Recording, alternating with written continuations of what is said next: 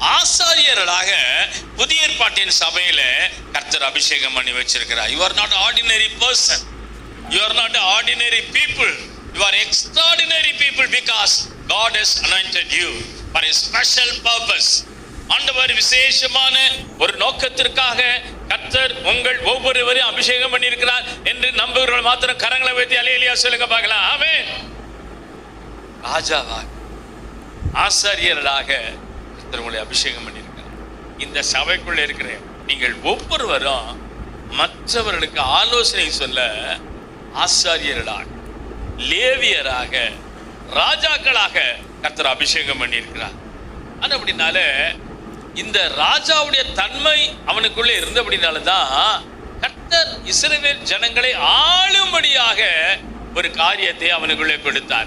மட்டுமல்ல, இந்த அபிஷேகம் வரும்பொழுது ராஜரீக தன்மையோடு